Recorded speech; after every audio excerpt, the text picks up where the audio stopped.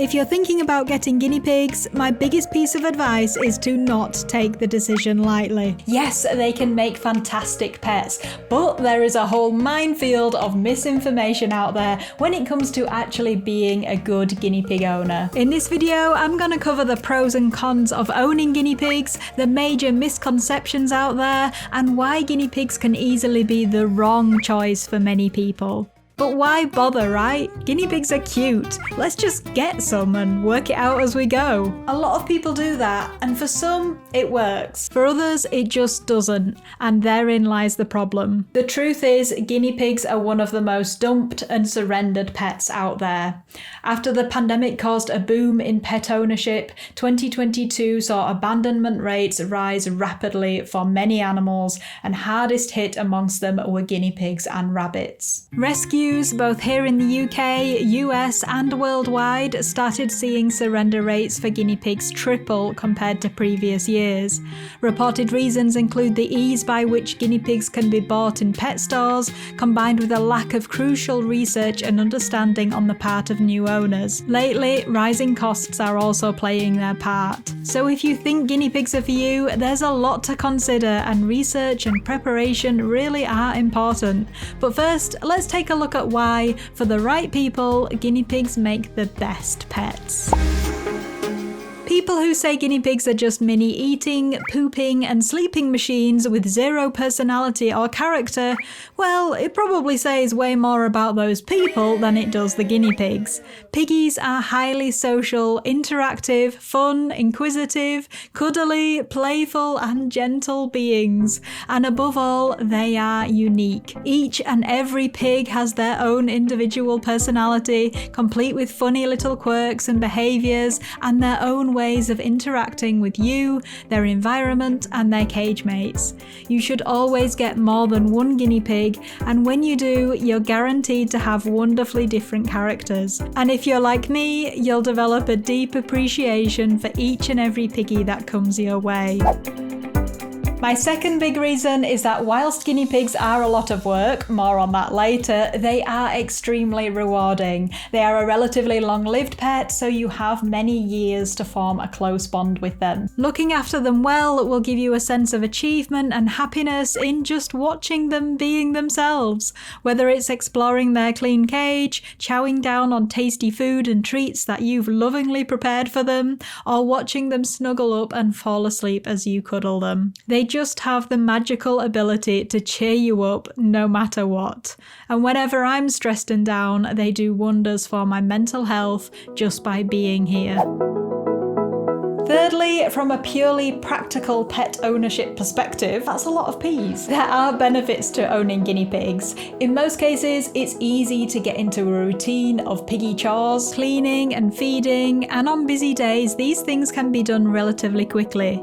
They can also be left for one night if needed, and it's not too overwhelming for a friend or family member to take on caring for them if you do wish to go away for a bit longer. But please don't interpret this one as meaning they are always easy to look after. I can tell you from first-hand experience that's definitely not the case. In fact, it's misconceptions around the care requirements and commitments guinea pigs need which are the biggest reasons why people regret buying them in the first place. So what are these misconceptions?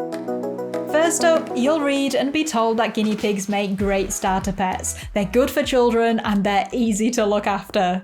But what does easy actually mean in today's world? When I think of an easy pet, I think of one that I'd maybe only have to clean out once a week, say, and that feeding would be just opening a bag of dried food and shoving some in every now and then. And perhaps even most days, or some days, I wouldn't have to do anything at all. Well, that's definitely not the case for guinea pigs.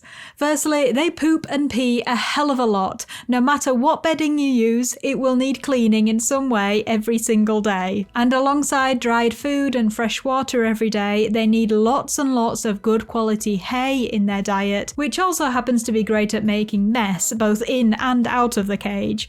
And they'll also need fresh food most days, veggies out the fridge or even forages and grass from the garden. As a rough idea, when there's no bigger chores to do, I still spend at least half an hour a day just feeding, cleaning and doing basic piggy care. That half an hour a day is made easy for me though, because as you can see, I'm lucky enough to have a large indoor setup for my herd. There's less barriers to me for caring for them, so I enjoy it more. I don't have to go outside for them, or have to crouch down over a small cage or hutch that's awkward to clean. And they need this space too, a large flat level where they can exercise properly. For us, this means they pretty much take up a whole room. And good guinea pig owners do end up with a big setup that takes up lots of space. If they're outside, for example, this should be an insulated shed rather than just a hutch. If you've ever heard that common slogan about rabbits, a hutch is not enough, well, the same goes for guinea pigs. So be aware that your future piggies and all of their supplies, hay, bedding, accessories, food, enrichment, toys, they take up space way more than you think. Do your research into cage sizes as well before you get them, and remember that most cages you see in pet stores are far too small. Misconception number 3 is money. Costs add up, and a good setup and basic supplies will probably set you back a good few $100s or pounds, and then there's ongoing monthly costs for things like veggies, good quality hay, dried food, and anything else they need. But the biggest cost, which can easily be forgotten about, is vet bills. Guinea pigs are classed as exotic pets, and they hide illness very well, so when they become poorly, they often need emergency care from specialist vets. Because of this, every good guinea pig owner should be prepared to set money aside every month to pay for future vet costs, or to insure their piggies. I'd recommend somewhere in the region of £20 to £30 a month depending on their age. Next up is just the commitment they need. As we mentioned, guinea pigs are relatively long-lived pets, with 4 to 7 years being the average lifespan. So have a think to yourself, what are you likely to be doing in 5, 6, 7 years?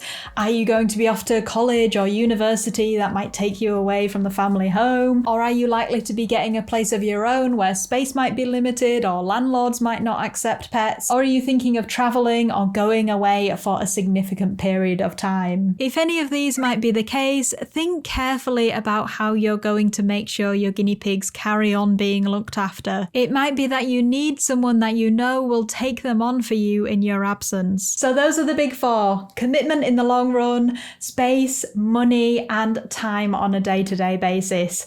And if any of those sound like they might be difficult for you, then perhaps it's best to be honest and say that maybe guinea pigs aren't the right decision. If not now, then maybe later down the line. And if you're completely torn, then why not try fostering for a local guinea pig rescue to test out what it's really like to be a guinea pig owner? Yes, piggy rescues exist, and they work hard around the world to save lives and educate new owners. And I would always 100% recommend you adopt from a rescue, whether you're looking for your very first guinea pigs, or you've owned them before, or you're a guinea pig guru. My piggies Nacho and Callie here would like to take the opportunity to thank Neville's Nest Rescue in the UK for making it possible for them to be part of a loving herd, and for letting us film in their fantastic rescue room. I'll pop both of their adoption vlogs in the description below if you want to learn more about their rescue stories. In the meantime though, if you really want to dive into the world of keeping guinea pigs and find out what it's like, then please head over to the channel and hit subscribe. We've got videos on all aspects of guinea pig care, guinea pig routines, guinea pig fun stuff, guinea pig, just guinea pig everything. We'll see you over there. Bye bye.